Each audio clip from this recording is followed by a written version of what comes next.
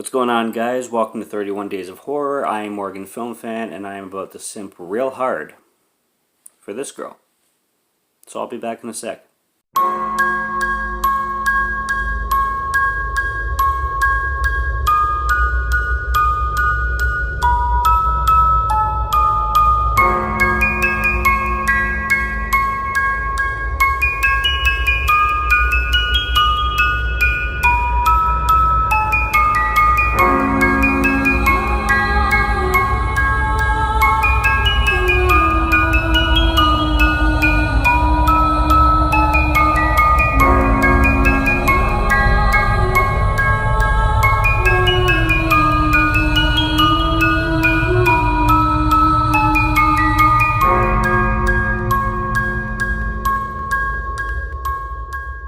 How's it going, guys? Welcome back to 31 Days of Horror. I am Morgan Film Fan. Let's jump into some scares. So I just watched Tamara, and Tamara is a film that I only recently discovered about 2 to 3 years ago. Sounded intriguing, seemed like it had a very big Jennifer's body kind of vibe. And basically that's not the only trope that it has. It has pretty much every 90s, 2000s trope you can possibly think of.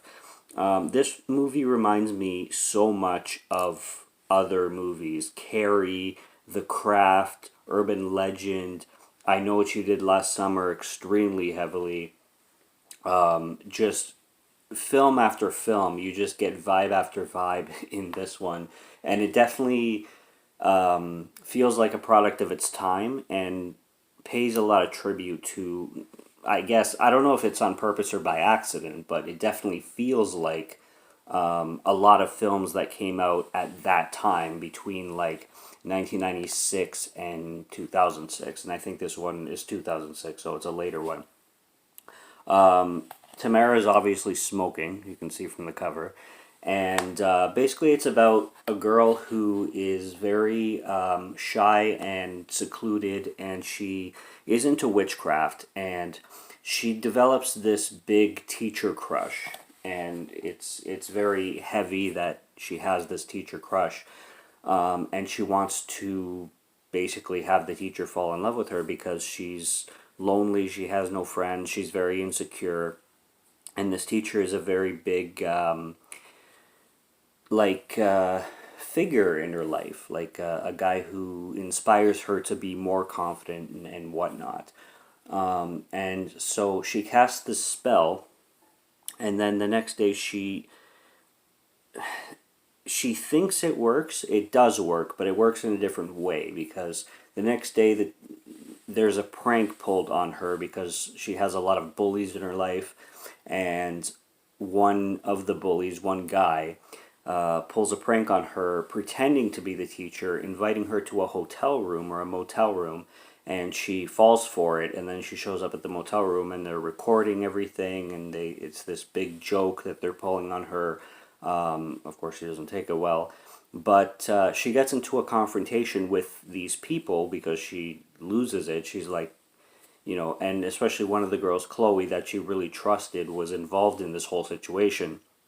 And then she starts a fight with her, and then a couple of other guys try to restrain her, and they're trying to, everything goes chaotic, and then she falls and she dies. She hits her head the wrong way, and then it turns into a whole I Know What You Did Last Summer. And it's funny because I just reviewed I'll Always Know What You Did Last Summer 2 days ago, I think, very recently. And it gave me the whole vibes like, this stays with us, this is buried with us. So completely reminiscent of the whole I Know What You Did Last Summer vibe kind of thing. The acting is absolutely hokey and ridiculous, but that's how the film was written, and just the whole style of the film was meant to be that way. There's situations like involving the teacher and the Tamara that don't, like, the dialogue doesn't make sense. I mean, there's a scene where Tamara is having a conversation with the male teacher, and he is doing things that are not inappropriate by any means, but are very he should be a little bit more careful. Like, he rubs her shoulders kind of thing, and he says to her, like, be strong, and you know, don't be so hard on yourself. I believe in you, kind of thing. And he means well, and then she takes that the wrong way, and she leans in for a kiss, and then he backs off. He's like, "What are you doing?" kind of thing. And she runs off. "I'm so stupid," and he's like, "It's fine." Like, he tries to make it better, but like, he goes a little too far in being too friendly, kind of thing. And then he also goes into the office where his wife works, and he just tells her, like, "I think one of the students have a little bit of crush on me," or "I think Tamara has a little bit of crush on me." And then the wife is like, "When are these girls gonna learn that they can't stand up to a real woman?" And it's like, what? That conversation wouldn't happen that way. Things like, there's crazy dialogue, there's just cheesiness, and I don't know the word for it. It's just unrealistic situations. That's the biggest thing that I took away from this film. It's unrealistic in how things would actually play out. It's still entertaining, but when you get to just conversations and the way things go, like, even the students start to get involved with the teacher once the killings start to happen. And it's actually funny, because Tamara develops these powers where she can manipulate basically anybody she wants to do anything she wants them to do. And she manipulates these two guys. Their names are Sean and Patrick. And she basically has them, like, completely fall in lust for her insanely, to the point where they go to the teacher's wife's house and are like, "Tamara asked us to kill you, so you have to go." And then they're like trying to slash the wife and everything.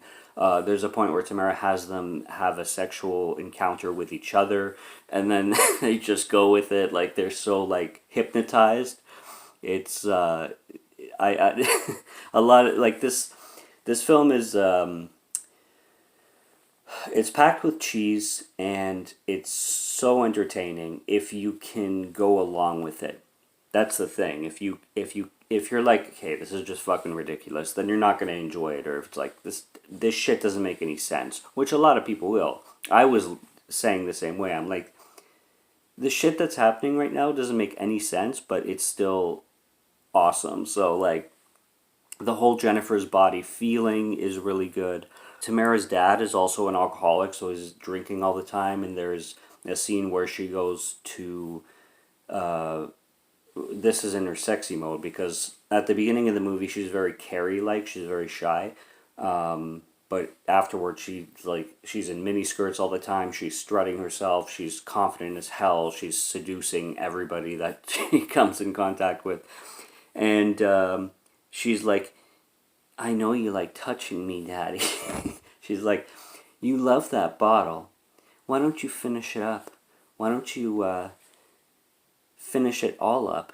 And there's more in the fridge." And then the dad starts, like, drinking the bottle, but then when the beer is done, he starts eating the bottle, like chewing, like, the glass and all that. And then later on you see a scene where other students break into Tamara's house, and they find the body of Tamara's father dead, where he swallowed a bunch of glass by eating beer bottles. So there's clever moments like that, and there's things that takes you aback. It's like, what the fuck, kind of thing. So I really appreciated the movie for that. Tamara is a fun watch. I give it probably 3 out of 5. It's not perfect, but it's certainly enjoyable. And yeah, that's my review of the day. So subscribe to Morgan Film Fan if you like to listen to my voice, or if you like my film reviews. And I'll be back for more, so stay tuned. Subscribe if you like what you see. And until next time, take care and cheers.